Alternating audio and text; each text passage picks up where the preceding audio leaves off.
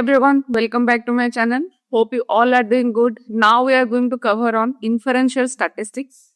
And again, that is a one type of another category of statistics. We will understand that. And without delay, guys, let us start. So now we will understand on inferential statistics. Again, this is another category of statistical concept, right? So first we'll understand the core understanding on inferential statistics. So what exactly? When we are considering or when we are predicting any inferences of a population based on the sample data. So we have a population, we will collect some random sample of the data, and we will predict based on that sample data what will be the effect of that population, right? So basically here the samples output is going to decide on your population's future, right?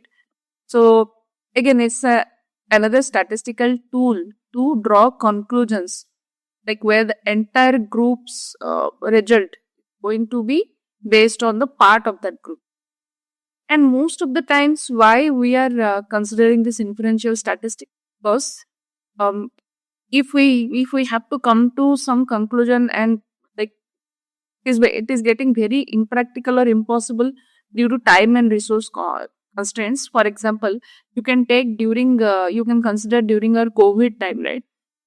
They like every scientist has to come to a conclusion, okay, like, because during that time so many companies are getting new vaccines into markets, right? How you will understand the effect of those vaccines on population, right? Because the whole world is getting suffered during. And what they did, they have to take inferential statistics on those vaccines, and they have to decide whether this vaccine will be effective or not. And what they did, they will do some testing on few sample of people or few sample of some animal. They will conclude that okay, this will have so and so effect on the whole of the rest of the population, correct? So again, this inferential statistics include confidence intervals, right, to estimate population parameters. What is confidence interval? Confidence interval is nothing but your for example, like after testing a COVID vaccine, the scientists will say, okay, this has a confidence interval of 90%. This has a confidence interval of 80%.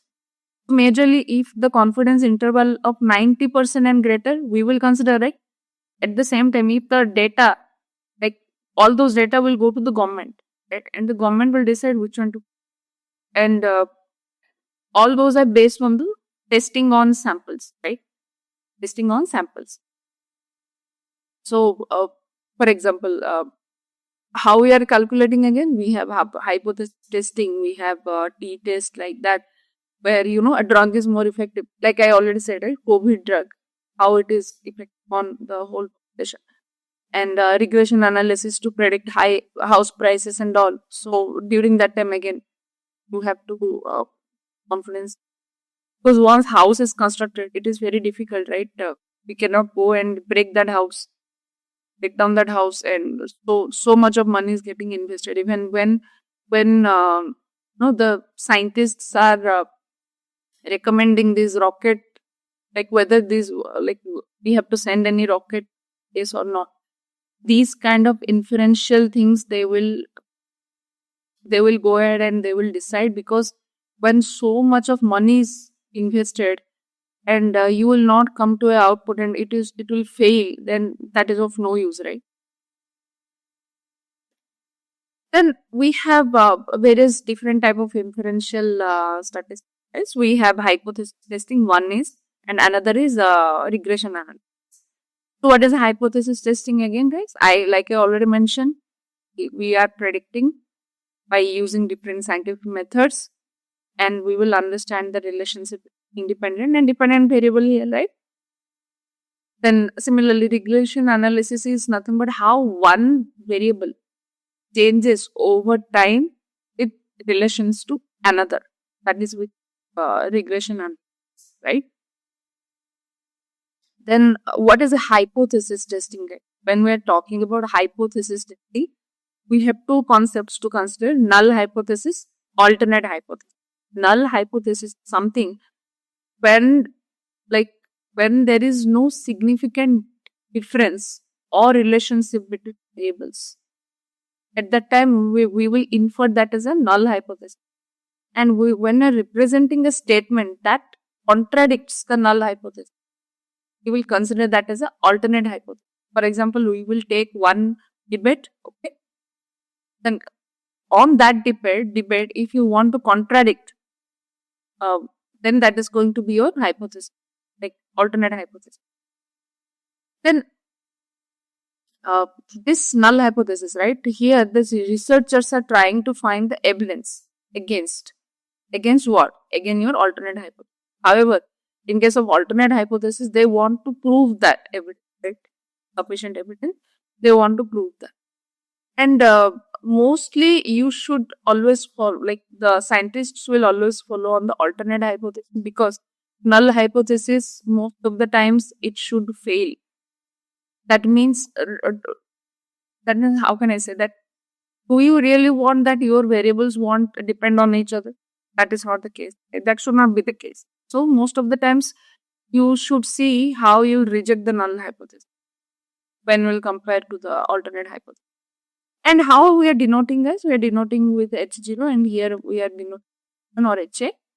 And guys, when the pandas concept will come, I will show each and every example there.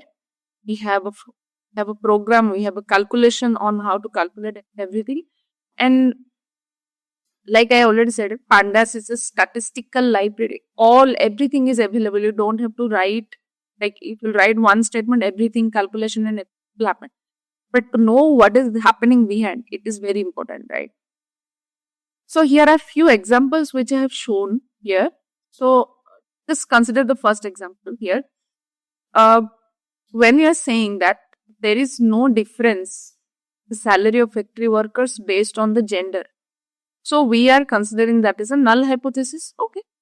And what could be the alternate hypothesis, guys? When we will say, okay, male factory workers have higher salary than female factory workers. So factory workers means what, guys? Only two genders are working, right? Either male or female. So what we are trying to prove here, that we are saying, okay, there is no difference. Like all male and females are getting similar kind of salary. So that is a debatable topic. First, we will consider that topic. Then we will try to contradict that statement. How you will contradict that statement? By telling, okay, no. Either the female are getting more or the male are getting more. That's how you are coming to a conclusion with the alternate hypothesis. Okay. So alternate, that means you need to think about the alternative of it. What is the opposite of that statement? That is how you will imagine. Similarly, another example. There is no relationship between height and suicide. So scientists, researchers will take that topic, they will come up.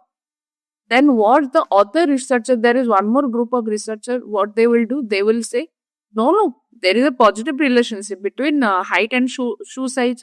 How you can say, and then both groups will start, calculating different things, and they will come to a conclusion, and we have to come to a conclusion whether we have to consider null hypothesis or alternate. Alternate is the opposite of the null hypothesis statement, right? Very important concept again, guys, this one. Then we have another example here. The coffee does not affect alertness level. So when we are saying, right, like people are feeling more sleepy, during that time we are saying, okay, have a coffee, right? So that is a notion inside people's mind, okay, coffee will keep you more alert. So when somebody will say, okay, no. So some researcher will say, no, coffee does not affect alertness level. Then what the other scientists will do? They will start taking the alternate of it. No, coffee increases the alertness level. So with that, like, we have to come to a conclusion, okay, no, whether coffee increases the alertness or not. And these things, these researches are happening every time before any product launch, before any rocket launch, or before, because you have to understand the what I can say, why we are doing it, right? Because we are spending more money. We are spending more money on vaccines. We are spending more money on drugs. We are spending money on building a rocket. It's a trillions of money, right? So you have to know whether that particular thing will be effective or not. Right? They will take each and every aspect. If, for example, in case of a rocket, they will see whether putting a bolt, putting a nut, whether those things will be having an impact or not, right? Every kind of inferences they will get it by this null and alternate hypothesis. Similarly, like I've already mentioned, a new drug does not reduce cholesterol.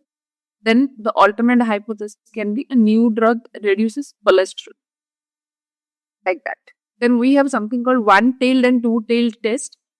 And again, this test we are conducting for this hypothesis testing, whether we have to reject the samples or we have to keep the sample.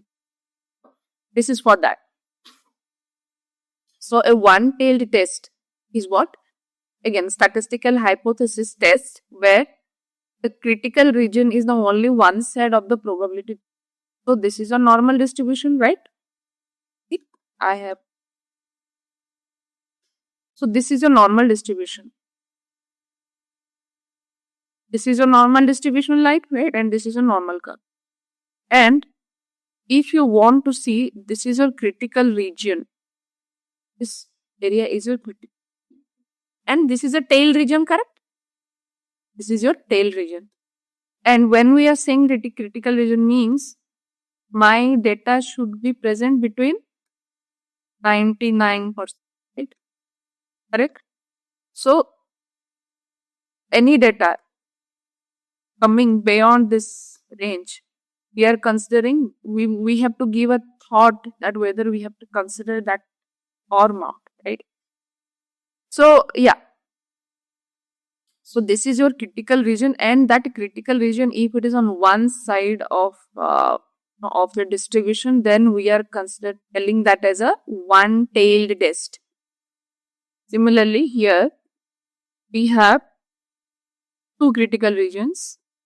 We have two critical regions, and when we have two critical regions, at that time researchers are not clear on which one to take, which side to consider, which data points to consider for further study.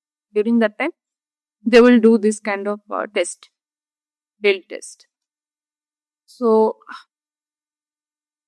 this, for example, there are few examples we have. When a new drug we are launching, we have to know whether that is more effective or not, right? And like the alternate hypothesis going to tell you, okay, these tests are good or bad, right? So when I'm telling that, okay, this drug has no effect, then the alternate hypothesis, the drug has effect, and more debatable statements are coming there, correct? So that is how your two-tailed test will be there. So all these things are the measurement of understanding whether we have to consider data or not, because data is the core concept here. Right? So when we are talking about two-tailed test, right, at that time the samples mean significantly different from the population. So when we are talking about sample mean, right, sample, we are considering some sample, so that mean is completely different from population's mean, and we are not able to predict on which direction those data points will go, right? Like either positive direction or negative direction, those data point will move. So at that time, two-tail test will come. Again, like I said, that there is no specified direction to be considered here. Nobody's knowing what could be there, and that means the alternate hypothesis uh, will say that the values is simply not equal to the expected mean. Right? That is how your two-tail test. There is a significant difference between the data points with the mean. That is where you will consider. So we understood everything, but there is one factor we have to consider. Based on that, this whole thing is getting calculated, or the whole thing is getting considered. In this example, if you in this image, what it is, guys, I have told you. This is your p-value, right? P-value here 0.95. One direction, nothing but 0.505, right? 0.05 is nothing but your 5%. 0.95 is nothing but your 95% of probability, correct? So when we are saying 95 and 5, that means we are saying, okay, my 95% data is in a good shape, but this critical region has some bad data, which needs to be considered again. Similarly here, two-tailed means your data, like your percentage of consideration here is 90%, and this side 5%, this side 5%, like the right side 5%, left side 5%, correct? Now we will understand what is that p-value, why we are considering that here. So that p-value concept will come when there is no specified direction for the difference, like when a mean and like sample mean, population mean, nothing is matching. There is no considerable factor to take care here, right? At that time, p-value concept will come, and this will decide whether we have to take those data points or not. How? Here, the height, this is incompatible to the data with the null hypothesis. Like this measures how incompatible the data are with the null hypothesis, and this is how you will calculate it. Do you have to remember this formula? No. So how? You have to take the sample proportion. P0 is the assumed population proportion in the null hypothesis. Then this is just a formula. You don't have to remember again. You just need to remember one thing, that when a p-value is less than 50%, then you will reject the null hypothesis.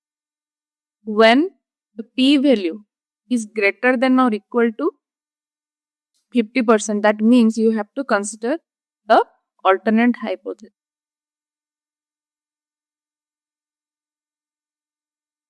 That means what we are saying, that when p-value is small, you need to reject the, when p-value is small, you need to reject the null hypothesis. That means you need to consider the alternate hypothesis. When the p-value is large, that means the data are more consistent with the null hypothesis. That means you have to consider the null hypothesis. So here one table I have shown. When p is greater than 0.1, that means 10%, then no evidence against the null hypothesis. There is no evidence. You don't have any evidence for against null hypothesis. Then when your data, like when your p-value is coming between 5 to 10%, then very weak evidence against the null hypothesis. Then when we have 10% to 1% to 5%, then we have moderate evidence against null hypothesis. Like then where we have a 0.5, like 5% to 0.1%, then good evidence against null hypothesis, like that. So that means whenever we are considering